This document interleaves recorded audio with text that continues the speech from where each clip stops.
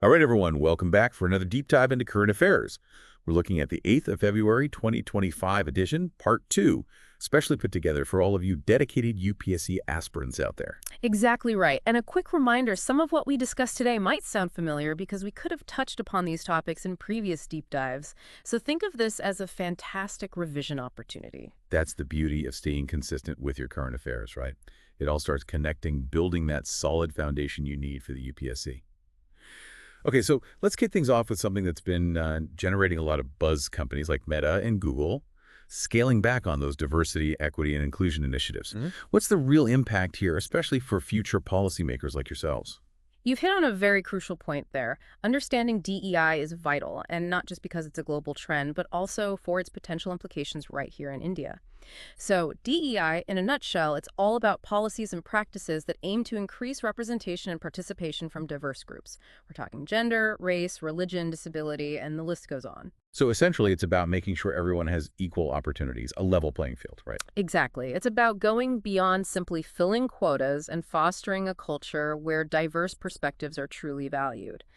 Now, the concern is that scaling back these initiatives could have some unintended consequences. Like what? What should we be paying attention to? Well, imagine a scenario where everyone in a workplace comes from a similar background, has the same perspectives. What happens? It can stifle innovation, creativity, problem solving.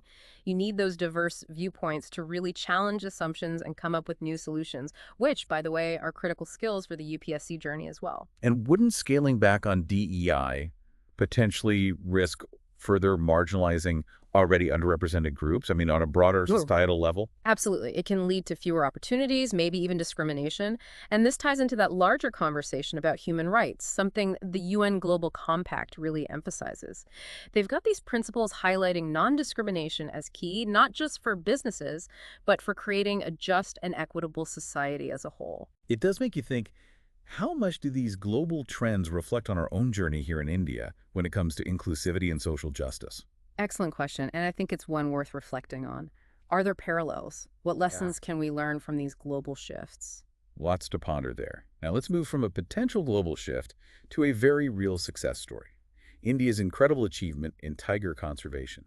What a remarkable feat. Absolutely something to celebrate. Remember back in 2010, we made that pledge to double our tiger population by 2022, the TX2 goal. And guess what? We not only achieved that, but actually exceeded the targets set by the Global Tiger Recovery Program. India is now home to a staggering 75% of the global tiger population. It's really mind-blowing, especially when you consider India's population density. We're talking about tigers thriving alongside a growing human population in rapid development. What stood out to you in that recent study on tiger populations? One of the most striking findings was how much tiger-occupied areas have expanded. We're talking a 30% increase between 2006 and 2018.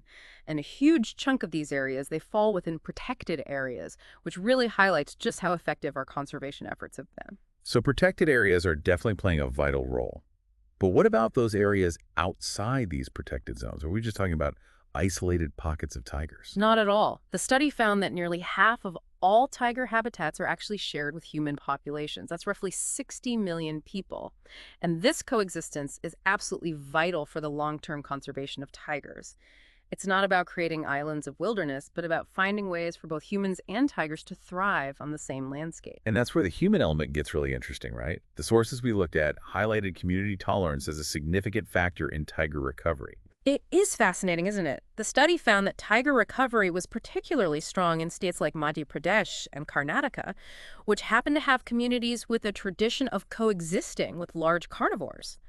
It really goes to show that successful conservation needs both effective policies and genuine respect for wildlife from the communities who share those landscapes. That's a powerful lesson for aspiring policymakers, like all of you listening. Conservation isn't just about science and enforcement, it's about people and their relationship with nature.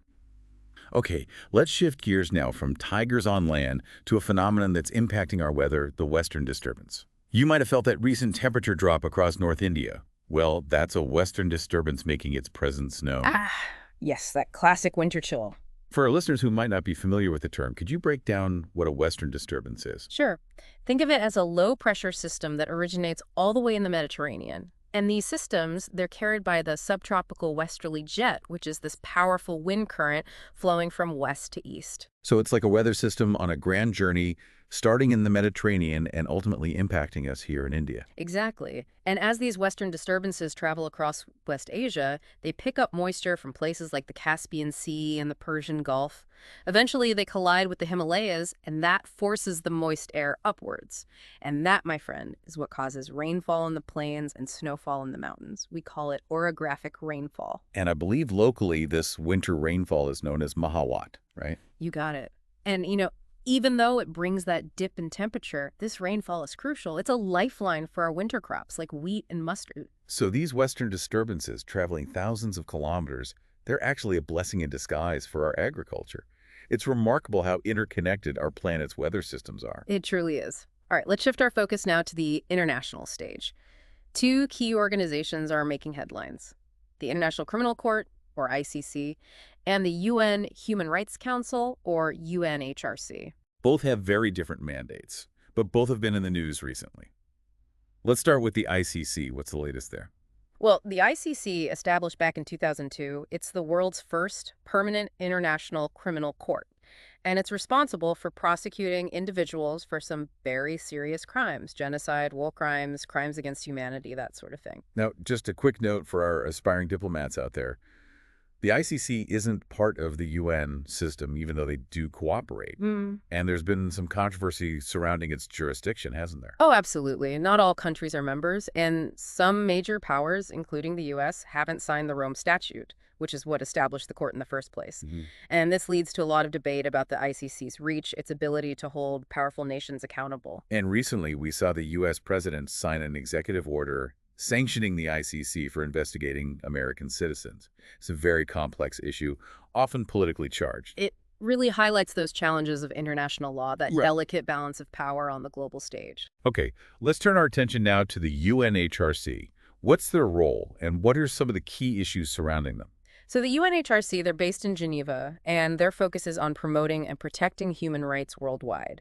They've got 47 member states elected by the UN General Assembly, and one of their key mechanisms is something called the Universal Periodic Review. That sounds intriguing. What's the Universal Periodic Review all about? Well, it's a pretty unique process, actually. It's where the human rights records of every single UN member state are reviewed and assessed.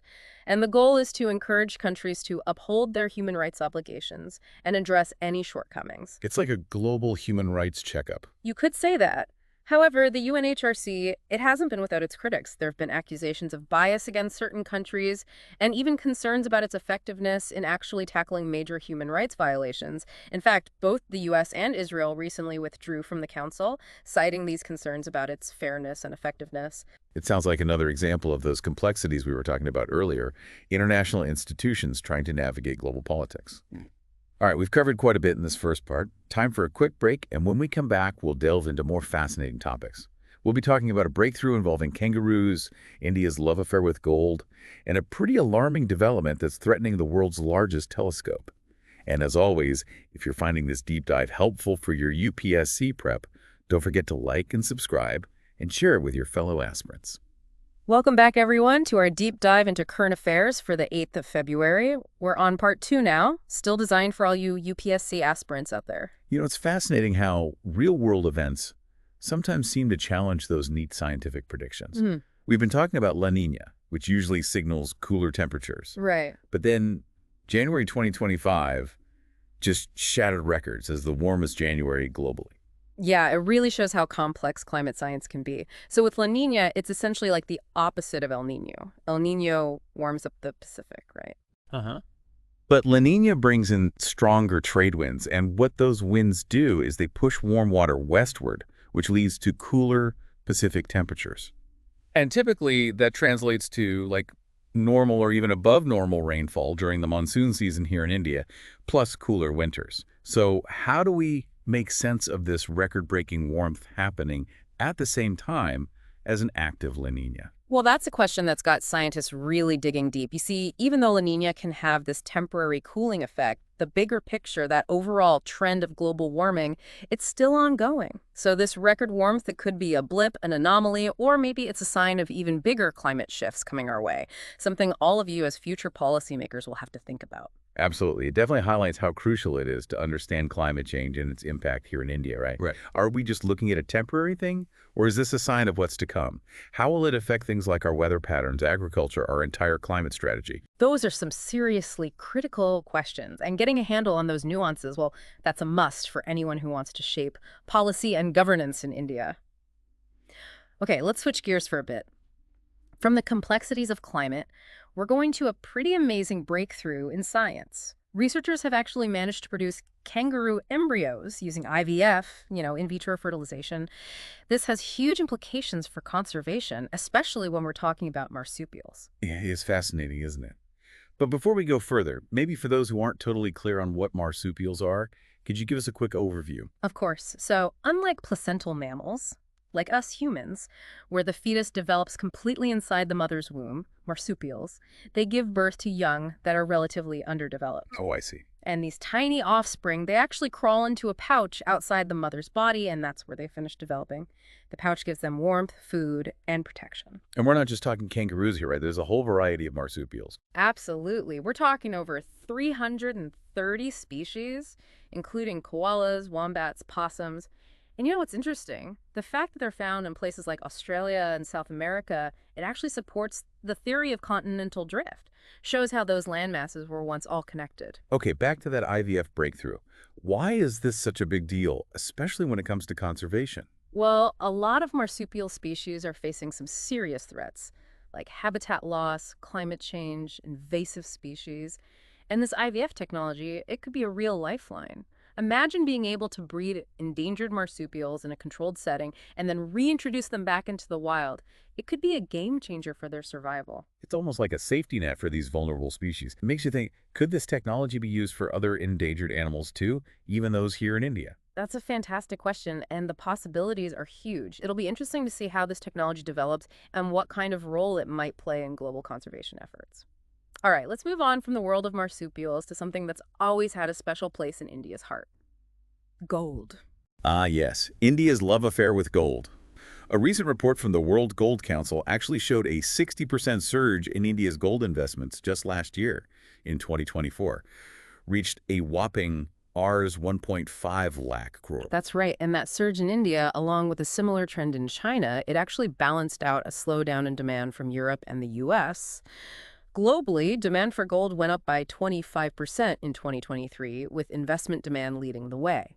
Interesting how those regional trends play out on the global stage. So what's fueling this enduring fascination with gold in India? Gold, it's woven into our culture, our traditions. It represents wealth, prosperity. It's a part of our religious ceremonies, weddings, festivals. And for many, especially in rural areas, gold is like a safe haven, a way to protect themselves against inflation and economic uncertainty. And let's not forget how much gold is held by Indian households. It's estimated to be over 25,000 tons, which makes us one of the biggest holders of gold globally. Absolutely. This whole gold obsession, it has a huge impact on our economy. It affects things like our current account deficit, the value of the rupee, even the policies of the Reserve Bank of India. Understanding this complex link between gold and the Indian economy, that's crucial for anyone who wants to be involved in policymaking. Speaking of global events, there's been some news from Greece, specifically a series of earthquakes that hit the island of Santorini. It's a stark reminder of how vulnerable that region is to seismic activity. Yeah, Greece sits in a seismically active zone. It's right on the edge of the Eurasian and African tectonic plates. And the constant movement and interaction of these plates, well, it creates stress along fault lines. And when that stress gets too much for the rocks to handle, boom, it releases energy in the form of earthquakes. So it's this ongoing geological drama that makes Greece prone to earthquakes. These recent events on Santorini, they're a real reminder of the challenges that come with living in such a tectonically active region. Definitely. Now let's bring our focus back to India and talk about something happening in our defense sector. The Defense Ministry just signed a contract for ammunition procurement for the Pinaka Multiple Rocket Launch System, or MRLS for short. The Pinaka MRLS, it's a great example of India's progress in making our own defense equipment. It's developed by our very own DRDO, the Defense Research and Development Organization. For those who might not know, can you give us a rundown of what it can do? Sure thing. The Pinaka MRLS can fire off 12 rockets in a mere 44 seconds. And we're not talking about just any rockets here. These have extended range and pinpoint accuracy, which makes them a real asset on the battlefield. The MK variant, that one has a range of 60 kilometers, which seriously boosts our artillery's ability to strike from a distance. It really changes the game when it comes to India's defense preparedness. And what's even cooler is that the Pinakas caught the eye of other countries. Our media just became the first one to buy this system from us, showing how India is becoming a bigger player in the global arms market. It's a move towards self-reliance when it comes to defense technology. Now let's switch gears a bit and talk about a unique initiative from the Ministry of AUH. They've launched this campaign called Shatavari for Better Health. The goal is to raise awareness about this medicinal plant. Shatavari. It's also known as Asparagus wasemosus, and it has a pretty special place in Ayurveda. It's even been called the cure of 100 diseases. Can you shed some light on its traditional uses and what makes it so beneficial?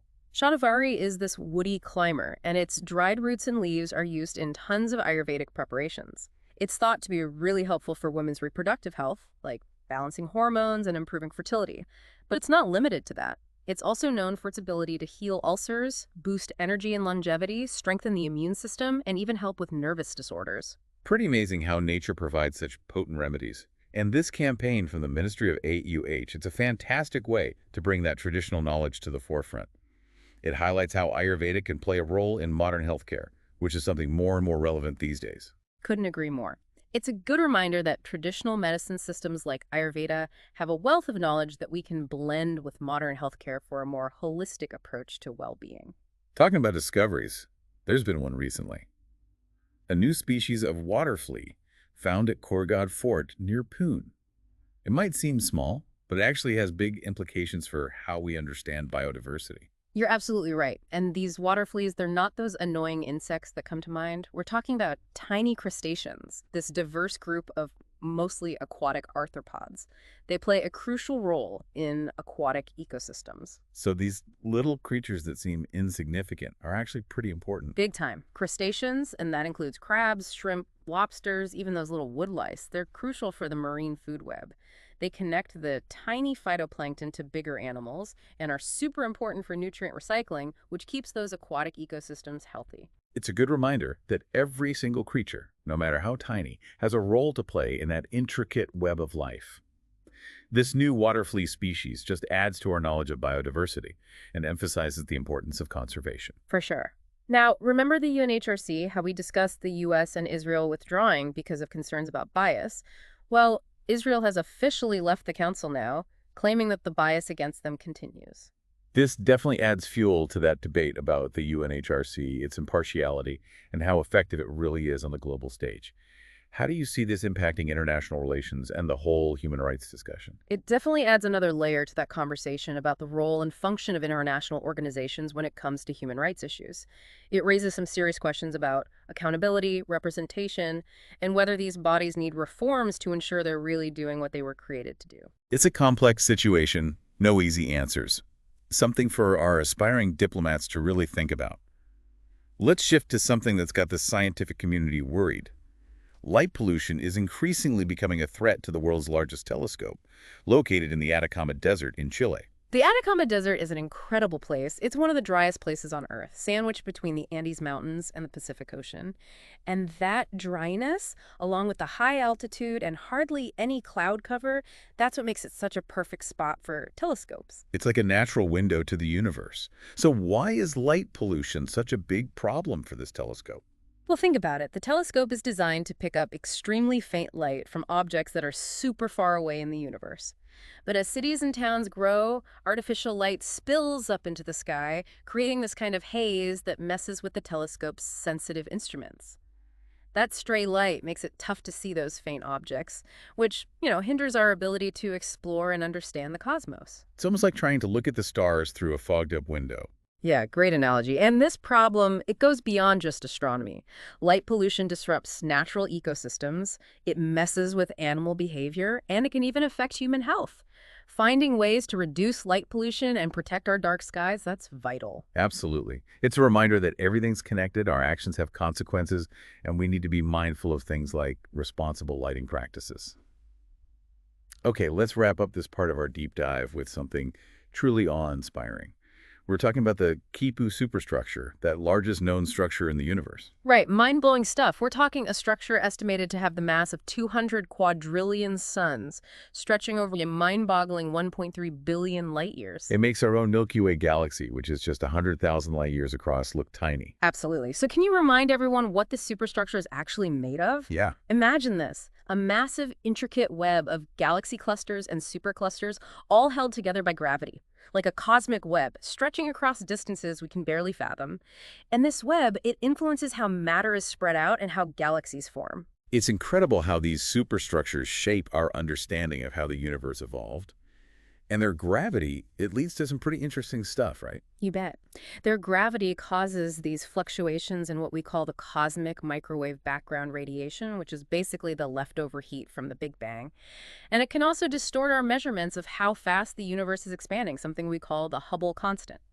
Plus, their gravity is so strong, it can cause something called gravitational lensing, which bends light from faraway objects. So these superstructures are like giant cosmic magnifying glasses, giving us glimpses into hidden parts of the universe. Exactly. And it's a reminder that we've still got so much to discover and learn about this vast and mysterious universe we call home. And with that, we've come to the end of this second part of our deep dive into current affairs for February 8th.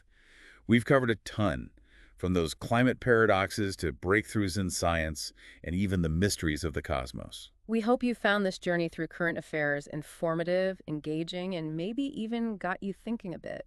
Remember, knowledge is power, especially for those of you who want to serve India through the UPSC. Stay curious, stay informed, and keep diving deep into the issues that shape our world.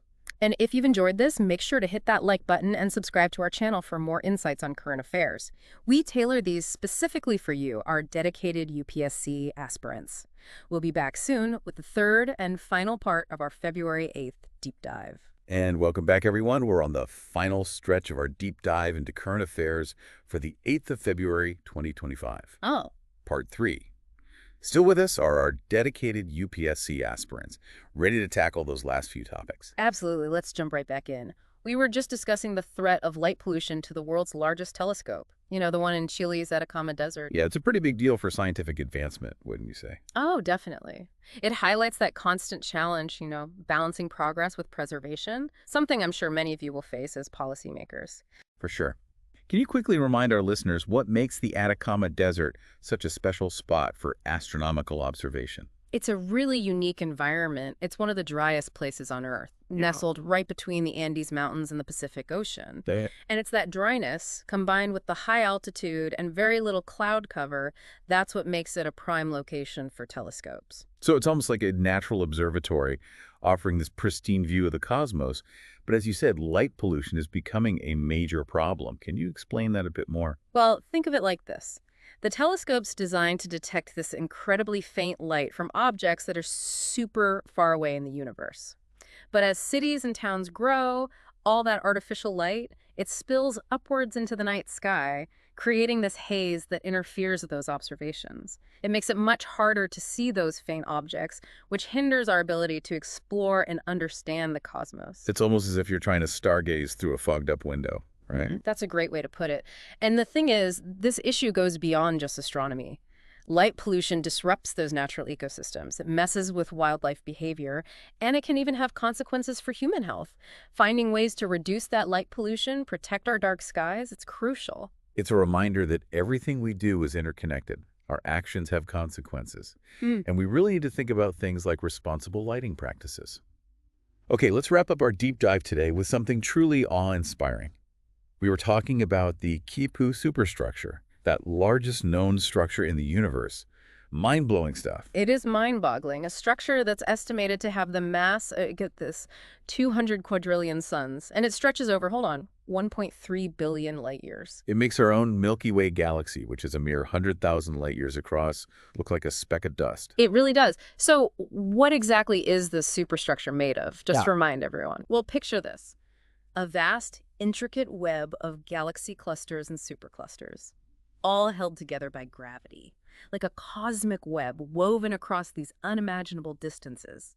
And it influences how matter is distributed, how galaxies actually form. It's amazing how these superstructures shape our understanding of the universe's evolution. Yeah. And their gravity that leads to some pretty interesting phenomena, right? Oh, absolutely. Their gravity can cause these fluctuations in what we call the cosmic microwave background radiation. That's basically the afterglow of the Big Bang. And it can also mess with our measurements of how fast the universe is expanding. Plus, their gravity is so strong, it can bend light from faraway objects. We call that gravitational lensing. So in a way, these superstructures are like giant cosmic lenses, giving us these glimpses into hidden parts of the universe. Yeah. Really incredible stuff. It really is, and it shows us just how much we still have to explore and understand about this vast and mysterious universe that we live in. Well, on that note, we've reached the end of our deep dive into current affairs for February 8th, 2025. We've covered a lot of ground today, from global business trends and scientific breakthroughs to India's conservation successes and even the mysteries of the cosmos. We hope you found it insightful, engaging, and thought-provoking. And for all of you preparing for the UPSC, remember, knowledge is power. Stay curious, stay informed, and keep exploring those issues that shape our world. And if you enjoyed this deep dive, don't forget to like this episode and subscribe to our channel for more insightful analyses of current affairs, tailored just for you, our dedicated UPSC aspirants. Until next time, keep those minds sharp and best of luck with your preparation.